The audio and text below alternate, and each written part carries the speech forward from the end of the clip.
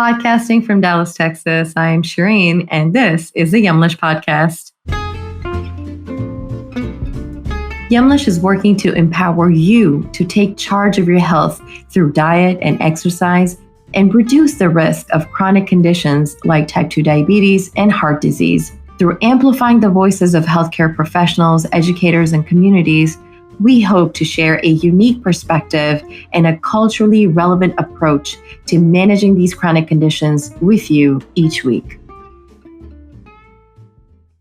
Registered dietitian Andrew Akhaphong talks to us about his work with a grocery retailer, considerations when grocery shopping in a virtual grocery store tour, and being culturally aware in nutrition.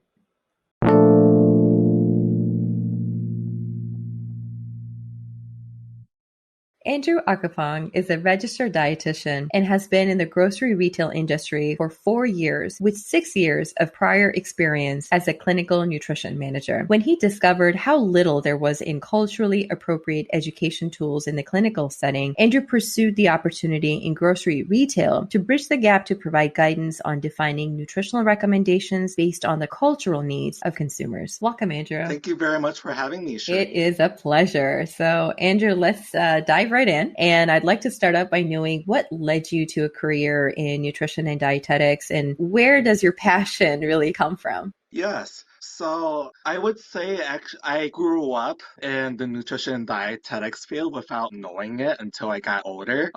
It all started when I started seeing pictures of my parents who grew up in refugee camps during the Vietnam War.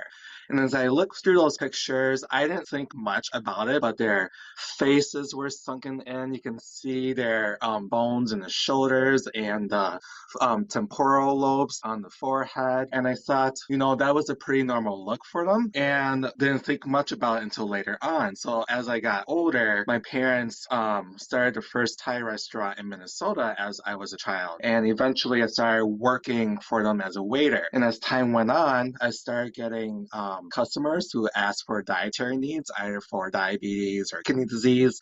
And I didn't know much about that at first. And so when they taught me these things, I was able to educate my parents to be able to create these foods for them so that way they can eat safe and meet their health needs. And then when I started my first course in nutrition class in undergraduate, and then we started talking about food groups, portions, calories, that brought me back to my parents' pictures in refugee camps and realized that they were malnourished and how much they emphasized to me growing up that you gotta eat. And I didn't realize that until I took that class and relaying that to that picture. And so with that history, I wanted to be able to support people in their well-being and not go back to that state that my parents experienced in the refugee camps. Thank you for sharing. Now, Andrew, you work at a grocery retailer. Tell us more about the work you're doing as a dietitian there. Yeah, so out of all the careers I've had, I love working in the grocery retailer setting because there is so many things a registered dietitian or any other healthcare professional could do.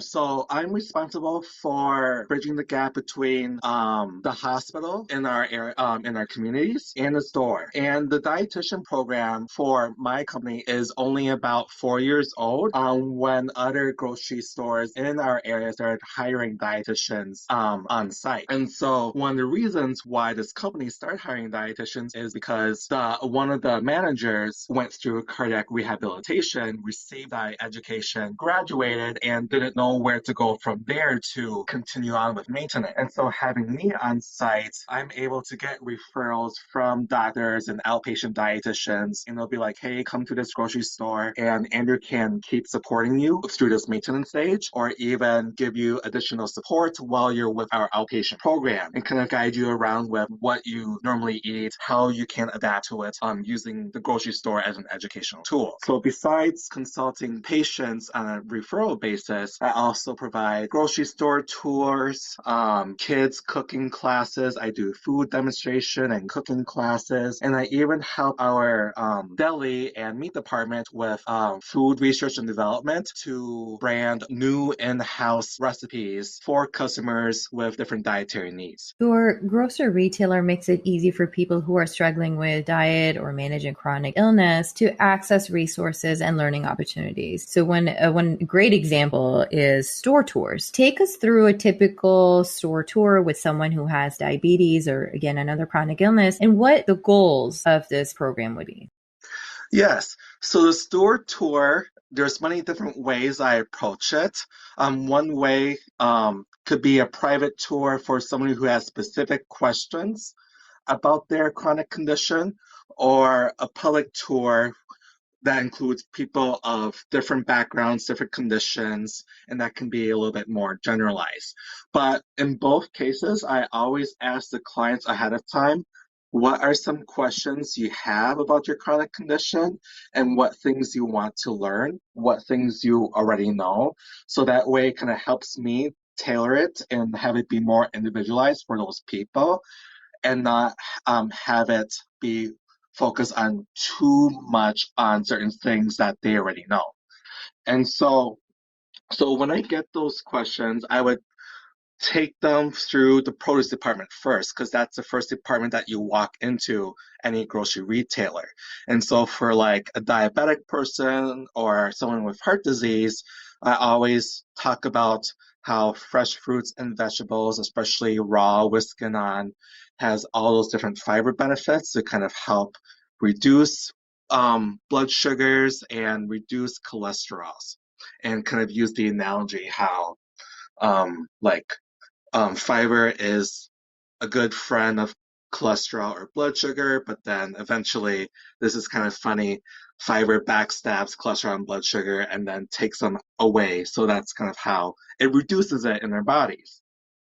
And so so after produce, I take them to the deli, and most of the customers would eat something from the deli or buy something that's ready made and eat at home, and talk about different foods from like the fried, grilled, or the fresh bar, things like that, the mixed foods, and that's often the most difficult because you don't know the portion sizes. And so what I tell people is try to load up on more vegetables, more fiber, so that way anything you're watching, you're at least able to fill up on those nutrient dense foods and not fill up on so much on the stuff that can give you empty calories or more cholesterol or more of a carbohydrate response. And so after that, I would take them to the meat department, teach them about picking out leaner meats, talk about seafood, take them to the grocery aisles and talk about shelf-stable foods like box meals, and emphasizing that yes, they're not always the greatest option, but if this is what your budget is, this is how you cook. This is how you can make it a little bit more mindful. Like take a box of mac and cheese, but add in additional things to bulk it up and make it more nutrient dense, like frozen vegetables or diced meats to make it a little bit more balanced for yourself. And then dairy department, frozen department, and then we end it there and answer any questions. Thank you for walking us through that audio-based grocery store tour. So I appreciate that. What are some important diet-related recommendations you have for patients with chronic conditions like diabetes and heart disease? So the top resources I recommend for somebody with heart conditions, I recommend the American Heart Association, and that can often tie with people who also have kidney issues because they kind of go hand in hand. So the American Kidney Foundation is another great resource because they talk about heart health as well as kidney health. For diabetics, I love the American Diabetes Association and Diabetes Living because they have a nice collective community on forums discussing different things that people have done, recipe sharing, and contributions from other medical professionals. One of the most common conditions I work with a lot are food allergies diabetes and people with celiac disease. So the Celiac Foundation is a great resource for people who need to find some support groups, learning about their condition, understanding what gluten means and how to locate that in the ingredients list. And for the allergies, there's multiple resources such as the Food Marketing Institute, the Teal Pumpkin Project, for example, is my most favorite one, especially for kids. And parents struggle with so many things with kids, especially when it comes to holidays like Halloween or Valentine's that involve so much candy.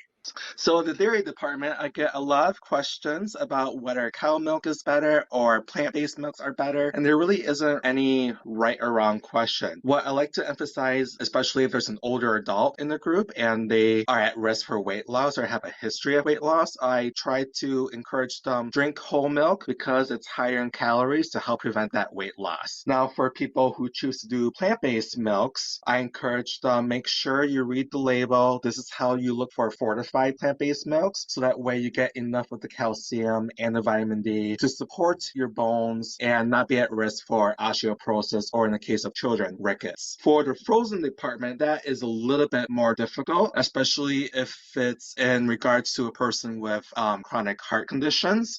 Frozen foods are known for being high in calories, being high in sodium, but there are ways to make them a little bit more mindful. So there's meal kits, for example, that you can get that are usually lower with sodium because of the sauces and the creams that they come with. So to kind of help reduce the amount that a person would consume is emphasize bulking up with adding in more vegetables, whether that's frozen or canned. Or say the person doesn't know how to cook, only use the microwave, and they eat frozen entrees. There are products available that are a little bit better, like steamables, where they keep the entree separate from the sauce, and you can choose to mix it in however as much as you want or eat the sauce on the side.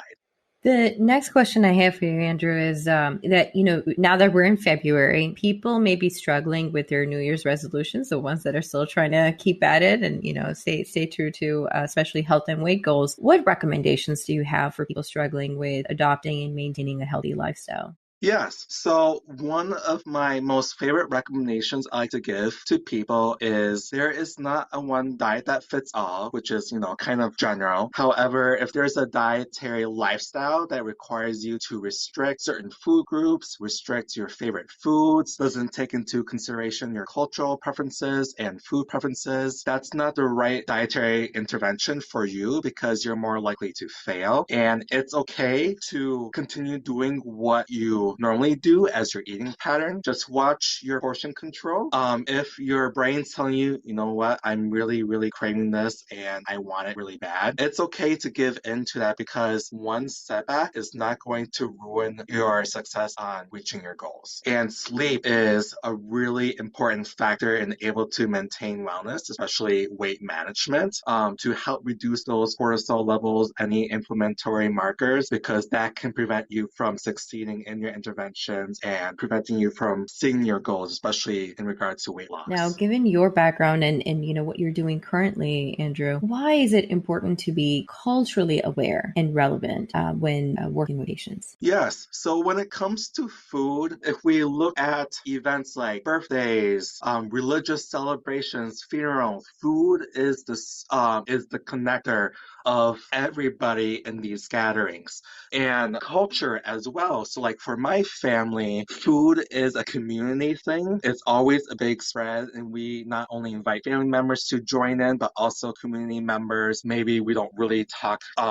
too much or not exposed too much to kind of join in and eat together and enjoy each other's company. And so in terms of culture, I consider that as like ethnicities as well as socioeconomic status. And so if I'm talking to a person of Latino, Hispanic origin, and they're eating tacos, rice, tortillas, lengua, which is tongue, and I'm using educational materials that are generalized for more of the American diet, and I'm like, hey, you know what? You need to eat 2 slices of bread because that's a USDA recommendation on the My Plate, for example, and they're not going to understand that because tortilla is their main quote unquote bread for their meals. So being able to use culturally appropriate items for those persons, it will make a lot more sense to that individual, and you'll see a lot more success from that individual as well. Taking the bread recommendation, but putting it within the language of what they're used to eating. And so you're, instead of talking bread, now you're talking tortilla. What resources do you recommend to shoppers coming in and looking for ideas even after they leave their grocery store? So for heart disease, depending on the condition, say for congestive heart failure, I always emphasize to watch your sodium intake. And if you're working very closely with a cardiologist or a primary care doctor, if they have a recommendation for a fluid restriction, watch that too. And both of those things are very challenging for many heart disease clients because numbers overwhelm them. So an easy way I can get congestive heart failure patients to watch their sodium is I develop a guideline that lists every product in the store and what are heart healthy, in other words, like cholesterol, sodium content, and fat content, for example. And then looking for low sodium products or no added sodium, and emphasizing if you can't find a canned product per se that has a low sodium option, rinse it multiple times or soak it in water because salt loves water, so that can help at least extract some of that sodium out from that product. For fluid restrictions, I have to remind them if you eat pudding, applesauce, watermelon, popsicles, ice cream, those are also considered fluid. It's sometimes hard to say how much fluid is in there, but if you're swelling too much, if you're gaining weight, if your voice starts to feel raspy, keep weaning down the fluid so that way you don't get those symptoms. For diabetics, it depends on the person. For some people, depending on the diet history I get from them, if they're having trouble eating a lot of protein, and protein can help slow down the digestion and absorption of blood sugars, I emphasize on that and kind of teach them ways on how to increase that, whether that's through snacking with nuts, which also provide fiber for fullness, or slowly increasing portions so that way they start getting used to it. But my number one thing for both diabetics and heart disease patients is emphasizing fiber, whether that's through food, which I prefer, or if they feel like they're struggling, use a fiber supplement. Thank you for sharing. So with that, Andrew, we're toward the end of the episode, unfortunately. How can our listeners connect with you and learn more about your work? To reach out or have any questions and would like to learn more, you can follow me on Instagram at KINDRD, KIN_DI-RD, or on LinkedIn at Andrew Akhaphong, last name Akhaphong. Thank you so much, Andrew, for joining us on today's episode. It was a pleasure walking through the tour, understanding sort of all these different elements that you're incorporating within the work that you're doing within the grocery store environment. So thank you very much for this opportunity, Shireen. So with that, to all our listeners, thank you so much for tuning in. Head over to our social media. We'd like to learn from you what you look at and what's important to you when you are grocery shopping. And so with that, we will see you at the next one. We hope you enjoyed this week's episode with Andrew. Make sure you tune in next Thursday for an interview with Virgie Tovar, author of The Self-Love Revolution, Radical Body Positivity for Girls of Color. Before we go, here's a sneak peek of the interview. There's nothing wrong with you. You are powerful beyond imagination.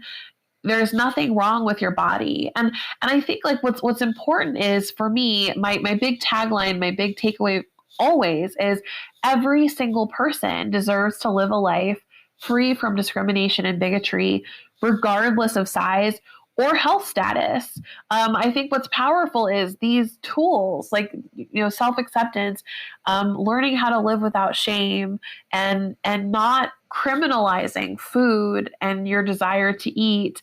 Like, these are things that are integral to feeling good about yourself, which you 100% deserve to do, like, no matter what, right? And I think it doesn't stop it whether or not you have a chronic illness.